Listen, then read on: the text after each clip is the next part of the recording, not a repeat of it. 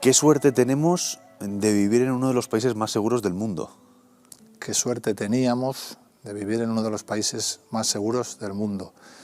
La suerte se acabó, ya no hay esa suerte, y no solo ahora ya no tenemos suerte, sino que tenemos mala suerte, porque no tenemos capacidad para revertir la nueva realidad criminal que azotó Europa desde hace 2 décadas más o menos, primero en Francia y en Suecia, en Bélgica, y que ahora está impactando en España.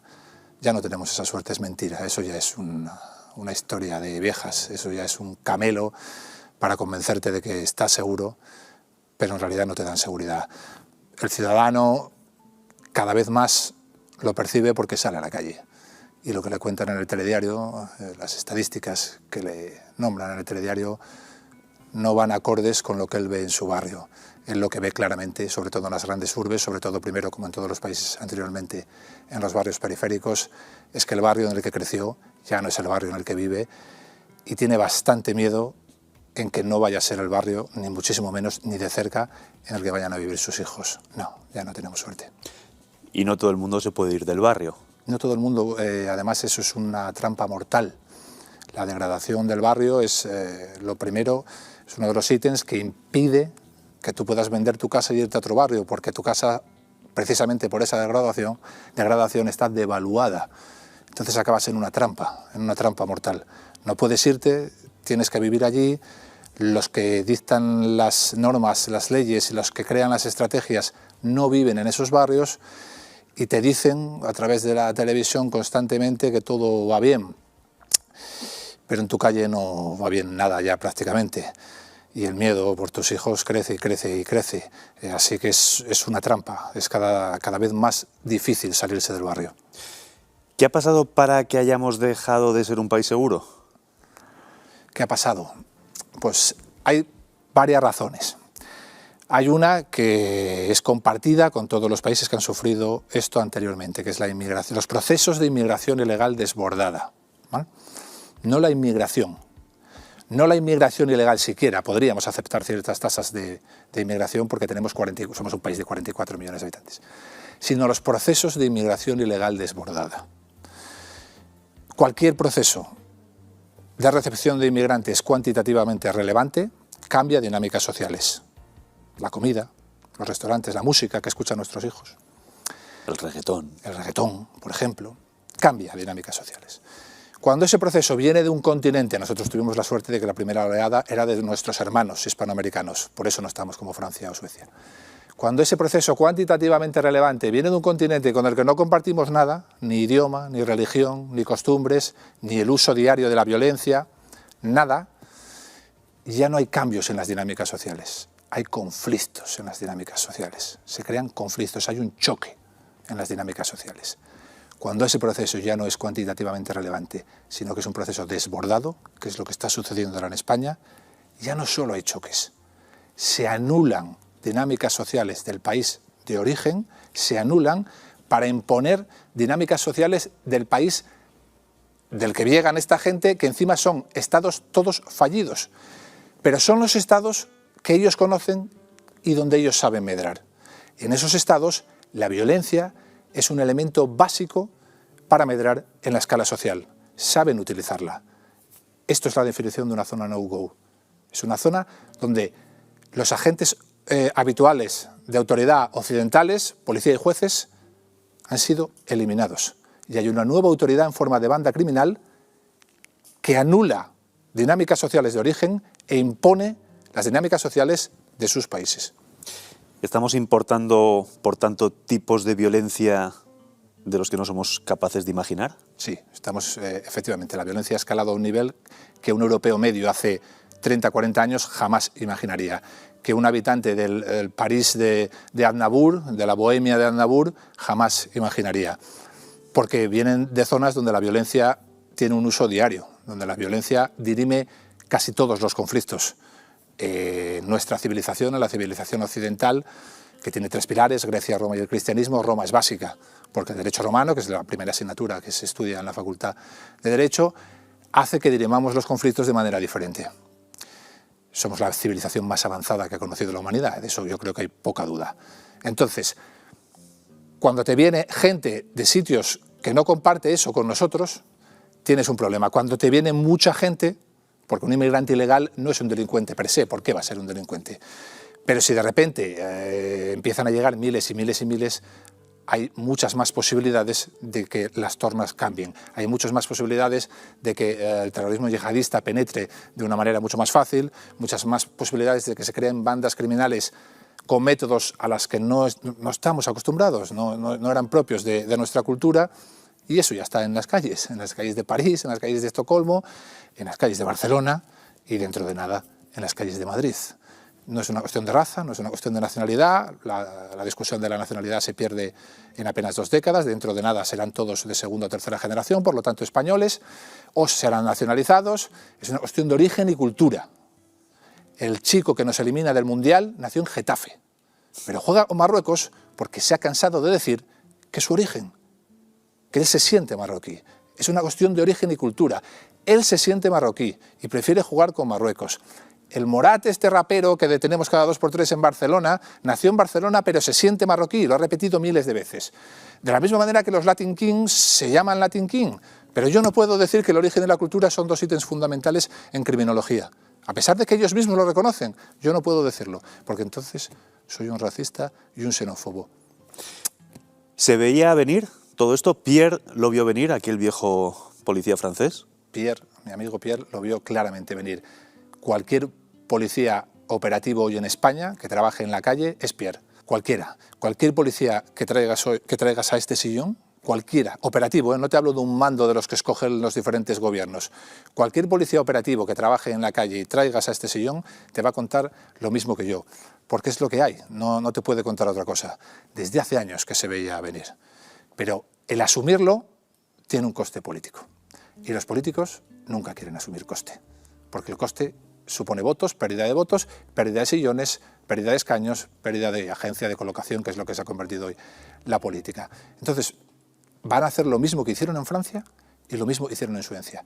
Negarlo hasta el final, decirte que todo va bien, decirte que está todo en tu imaginación, darte números para que creas que somos el país más seguro del mundo, como hemos empezado esa entrevista, hasta el final, porque no quieren asumir ningún coste. Solo cuando todo estalle, solo cuando la gente ya casi no pueda salir ni a la calle en ciertos barrios, como pasa en París, habrá una reacción. Y es triste, porque para entonces ya habrá muchos asesinados de bandas, de no bandas, muchas violaciones. Francia tiene hoy 64 violaciones diarias. No deberíamos tener que llegar ahí para reaccionar. ¿Vamos a llegar a un momento en el que la seguridad va a ser un lujo al alcance de muy pocos? Sí, sí. Y además que estamos ya muy cerquita de ese momento. Parecía muy alejado en la década de los 90, pero estamos ya muy cerquita de ese momento. Al final, sí que es verdad que va a afectar a prácticamente todo el mundo, excepto a la clase dirigente que tenga escoltas, seguridad privada en su casa y demás. Pero incluso en los barrios que hoy consideraríamos de más alto nivel económico o donde hay menos delincuencia en la actualidad, París se transformó así. Empezó con un barrio periférico, siguió uno detrás de otro, acordonaron París como en un sitio militar. Y una vez acordonado, ¿dónde fueron a robar? Al centro. A lo que hoy sería en Madrid la Milla de Oro, pues allí fueron a robar. Al final acabará sintiéndolo todo el mundo, excepto los dirigentes porque tienen escolta, pero el resto acabaremos sintiéndolo todos. Los procesos de tecnificación, que es otra de los grandes retos de la nueva delincuencia, ya no derivado de la inmigración ilegal desbordada, sino de delincuencia autóctona tecnificada, tampoco lo sabemos contrarrestar. Es decir, el kinky de los 80, que salía del barrio, el vaquilla, era un tío que robaba con un cuchillo una farmacia y que era detenido a las 48 horas porque todo el mundo sabía quién era. Ese kinky de barrio hoy es un alunicero. Roba Porsches Cayenne. Tiene métodos tecnificados. Si es butronero, utiliza lanzas térmicas. No tiene nada que ver con el vaquilla y con el torete, absolutamente nada que ver. Nosotros seguimos teniendo un modelo para detener al vaquilla y al torete, pero el vaquilla y el torete ya están muertos, ya no existen. Tenéis, y cuando digo tenéis me refiero al Cuerpo Nacional de Policía, una cuenta de Twitter con muchos seguidores. ¿Sirve de algo? Sí, sirve para empeorar las cosas. No sirve para absolutamente nada porque es una cuenta que está bajo absoluto control político, la perspectiva profesional está anulada y por lo tanto está para reforzar el mensaje gubernativo del gobierno de turno. Y desde esa cuenta siempre te mandarán mensajes positivos siempre irán más al circo que a la realidad, siempre proporcionarán algunas macrooperaciones, que eso está muy bien, vende mucho, ¿verdad? Pero lo que impacta en el día a día de un carnicero de Getafe o de una peluquera de Móstoles no son las macrooperaciones. El modelo tiene que cambiar entero, desde la comisaría de Móstoles, desde la comisaría de Getafe, porque es el barrio de esos hombres y de esas mujeres lo que se está deteriorando. Nada de eso te va a contar la cuenta oficial de la Policía Nacional. Podríamos aprovecharla porque la comunicación hoy es una estrategia básica para implementar medidas de seguridad, pero está absolutamente desaprovechada para dar cobertura al político de turno, al ministro de turno. ¿Se sabe qué día de la semana se cometen más delitos y qué hora del día? Existe un horario de impacto delincuencial en todos los países de Occidente, que viene siendo entre las 8 y las 4 y las 5 de la mañana, sobre todo los fines de semana. Que supongo que es el momento en el que más efectivos hay en las comisarías. Es el momento en el que menos efectivos hay en las comisarías. Un sábado de noche en una comisaría media de Madrid, coge Fuenlabrada, Móstoles, la que sea, 200.000 habitantes más o menos, con 400 funcionarios de catálogo, de plantilla, un sábado de noche podrás encontrar a 10, 15 policías protegiendo a tus hijos, a tus hijas, a la ciudadanía y al vecindario. 4 o 5 zetas, radiopatrullas, alguien en la sala operativa y 2 o 3 en seguridad y en la oficina de denuncias. Eso es lo que te encontrarás en el horario de mayor impacto delincuencial, un sábado de noche. ¿Y los mandos? No existe cadena de mando los sábados de noche, no hay comisarios los sábados de noche, ni siquiera hay inspectores jefe, y te las tienes que ver y desear en algunos sitios para encontrar algún inspector. Te las tienes que ver y desear. Te pongo un ejemplo para que todo el mundo lo entienda. Yo, que soy policía de escala básica, de escala básica segunda categoría, por debajo de mí solo está Povedilla, el de los hombres de Paco, el de prácticas. Yo he sido el jefe, el mando, en un sábado de noche en una ciudad de 200.000 habitantes como es la mía. Yo, porque no había nadie, ni siquiera un oficial. No, ya te digo, un comisario, un inspector jefe, un inspector, un subinspector, ni siquiera un oficial. Los 15 o 20 policías que estábamos en comisaría estaban bajo mi responsabilidad. Esto pasa en España, a pesar de que en todas las comisarías hay comisarios, jefes de brigada, 5 inspectores jefe, 15, 20 inspectores. No es un modelo que esté diseñado para proteger ciudadanos, es un modelo que está diseñado para proteger discursos políticos, y los discursos políticos se protegen los lunes por la mañana. ¿Es un problema de falta de medios o es un problema de estrategia? No, es un problema de estrategia. Siempre se pueden ampliar los medios. No es una cuestión de recursos humanos, que es a lo que apela casi todo el mundo. Somos uno de los países de Europa con más policía por habitante. En algunas zonas como el País Vasco, Cataluña o Madrid duplicamos las tasas medias. Es un problema de estrategia. Es un problema de que hay que revertir el modelo de arriba a abajo. Y que cada día que pasa es un día perdido. Y vamos directos hacia el abismo. Vamos hacia Marsella, vamos hacia Malmo, porque nadie hace absolutamente nada. No es un problema de recursos humanos. No es tanto un problema de materiales, que también, que se puede mejorar. Es un problema de diseño del modelo policial y la política criminal. Y eso hay que revertirlo entero, de arriba abajo. Hubo un tiempo en que ningún turista, y no solo ningún turista, sino casi ningún habitante de la ciudad de Nueva York se atrevía a bajar al metro a ciertas horas. Sí. Y con el tiempo, ese mismo metro se convirtió en uno de los lugares o de los metros más seguros del mundo. ¿Qué pasó? Que un político valiente decidió fichar a un policía operativo con conocimientos de verdad, no a un mando tradicional de la escala de mando de la policía de Nueva York, y se implementó un cambio en el modelo policial, se revirtió el modelo policial de arriba a abajo, un cambio en el modelo policial de verdad, como se debería cometer ahora aquí. Y cuando tú llevas a gente que sabe de esto, que le debe todo, esto que voy a decir es importante, que le debe todo a su carrera profesional, no debe nada a nadie. Los mandos en los puestos directivos actuales deben todo al político que los nombra. Giuliani se saltó eso y dijo, vamos a tener un policía de Boston. La cadena de mando dijo, ¿por qué? Si aquí hay muchos mayors, muchos comisarios. Ya, pero aquí lleváis fallando año tras año. Y este hombre viene del metro de Nueva York y en 3 años ha transformado el metro de Nueva York. Con un tío, Jack Mappel, que era un sargento del metro de Nueva York. Lo ha transformado. Esto está lleno de comisarios, de directores generales, de no sé qué, y un tío y un sargento han transformado el metro de Nueva York. ¿Cómo lo hicieron? ¿Cómo lo transformaron? Eliminando la perspectiva política y asumiendo el coste de liderar la perspectiva profesional. El coste es alto porque para enfrentarte a la violencia tienes que generar más violencia. Algunos se cree que a la violencia uno se enfrenta con políticas sociales o con palabrería, pero no. Cuando tienes bandas criminales, tienes que ser duro con las bandas criminales. Tienes que asumir que va a haber tiroteos con las bandas criminales. Tienes que asumir que probablemente muera gente. Ojalá sean siempre los criminales. Y que después de un criminal muerto, en París, en donde sea, vas a tener disturbios en las calles. Tienes que asumir eso. Tienes que ser valiente. Priorizar la perspectiva profesional. Poner a los policías a resolver problemas y no hacer números. Bratton lo explicaba de una manera. Con el mosquito Anófeles y la malaria en África, en las lagunas bueno, había un problema muy grande, moría mucha gente con el mosquito, con la picadura del mosquito, y lo único que hacían era lo que hacemos aquí en nuestro modelo policial, que era matar mosquitos de muchas maneras, inventarse métodos para matar muchos mosquitos, hasta que alguien llegó y dijo, esto no para nunca, esto no frena nunca, ¿qué hacemos? ¿De dónde vienen los mosquitos? Los mosquitos vienen de los lagos, de las lagunas, ¿por qué no drenamos? Y así evitamos que sigan naciendo más mosquitos. Pues en el modelo policial es exactamente igual. Tienes que resolver problemas y no hacer números. Nosotros hoy hacemos números, pero no resolvemos problemas. Esto es muy largo de explicar, pero se puede implementar aquí con una política nueva de recursos humanos, incorporando procesos de liderazgo, cambiando el modelo operativo y creando una red de información o de comunicación distribuida que no existe y que él creó con el CompStat, que es un elemento básico para afrontar la delincuencia. Él decía aquello de que durante la Segunda Guerra Mundial los alemanes tenían 500, 700, no me acuerdo, bombarderos para llegar a Londres, pero los ingleses no tenían esos bombarderos. Pero lo que sí tenían los ingleses eran radares. Entonces, al tener radares, ubicaban en cada momento a los bombarderos.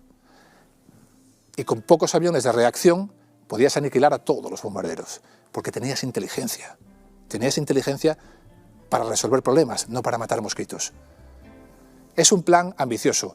Cambiar la Policía Nacional, por ejemplo, se tardaría 6 años más o menos, pero a partir del segundo o tercer año todos los ciudadanos de España verían ya el cambio. ¿Y sería necesario educar a los policías en sostenibilidad medioambiental o perspectiva de género? Absolutamente no. ¿Se hace hoy? Se hace hoy, por supuesto que se hace hoy. Tenemos una realidad, una nueva realidad criminal muy violenta, una nueva realidad criminal de bandas, con nuevos usos delincuenciales nunca antes visto, y nos obligan a enfrentarnos a esto. Las estrategias que plantean para enfrentarnos a esto son efectivamente los coches ecosostenibles, la perspectiva de género y los mandos resilientes. No tiene ningún sentido, no tiene ningún sentido. La política de comunicación de la que hablábamos antes va encaminada y orientada hacia eso. Los barrios se están perdiendo. La gente verá cuando quiere reaccionar. Los barrios se están perdiendo y con coches ecosostenibles y perspectiva de género no vamos a revertir esta situación, lo siento. Pero se puede revertir. Se puede revertir, absolutamente se puede revertir. Solo hace falta un político valiente y que llame a policías... por esto me van a criticar. Prácticamente el 80 al 90% de la cadena de mando actual no sirve para revertir el modelo porque son parte del problema, no de la solución. Bratton, cuando llega a Nueva York, implementa un plan por el que la cadena de mando pasa de una media de 62 años, creo que era, en apenas 3 años a una media de 48 o 50. Crea una serie de políticas que no entienden los mandos antiguos, crea una serie de presiones que hace que la inmensa mayoría se acaben jubilando antes de tiempo, que allí es mucho más fácil porque sabes que no son funcionarios, firman contratos, y crea todo un nuevo talante, toda una nueva estrategia que tiene que ser implementada con nuevos líderes.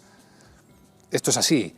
¿Se puede revertir? Se puede revertir. Saint-Denis se puede revertir en 6 meses. Solo necesitas un político valiente dispuesto a asumir el coste de que un policía de verdad, un mando operativo de verdad, te diga, no, mire, lo siento mucho, jefe. Yo sé que para usted sería bueno que dijéramos que con coches ecosostenibles y perspectiva de género vamos a revertir lo de Saint-Denis. Para su discurso es bueno, pero es mentira. Para revertir Saint-Denis tengo que entrar con equipos operativos, con muchos equipos operativos, armados, porque nos van a recibir a balazos.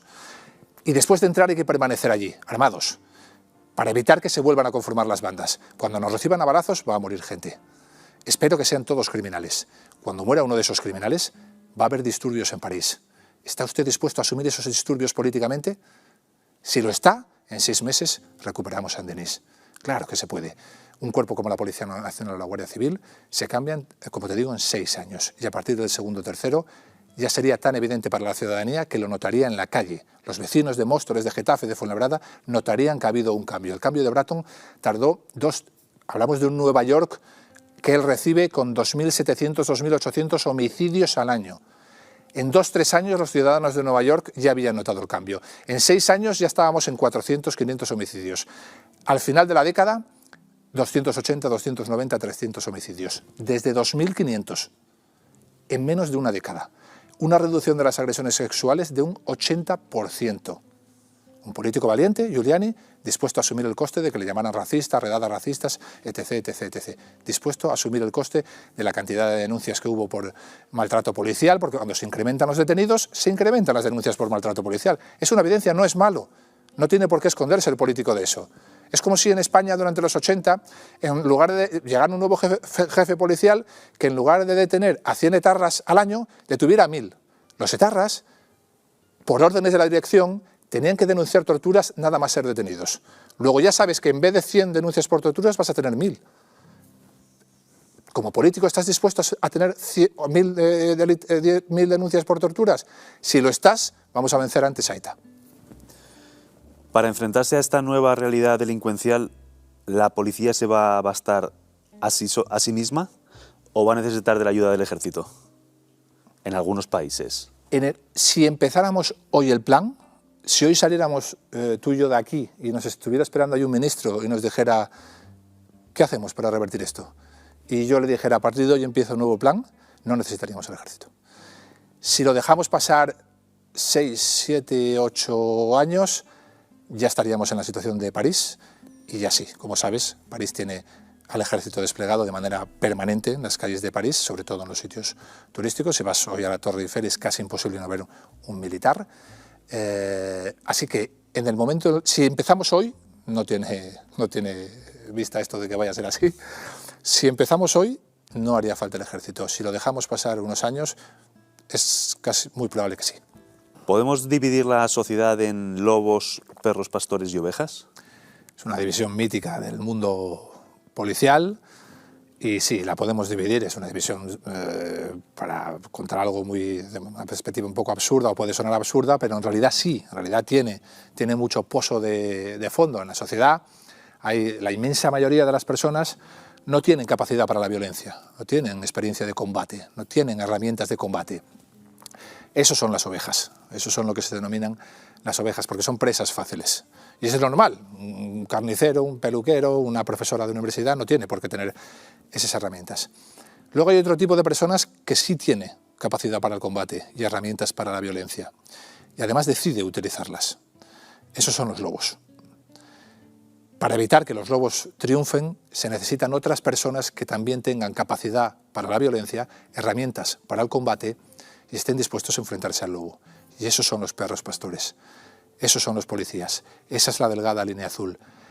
Y la delgada línea azul, con la delgada línea azul nos enfrentamos a un problema. No existen escenarios intermedios entre el orden y el caos.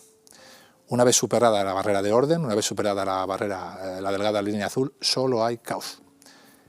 Antes de superar esa barrera, siempre ha habido criminales, siempre ha habido personas malvadas, por lo tanto el crimen existe, pero la posibilidad de victimización de un ciudadano es muy baja.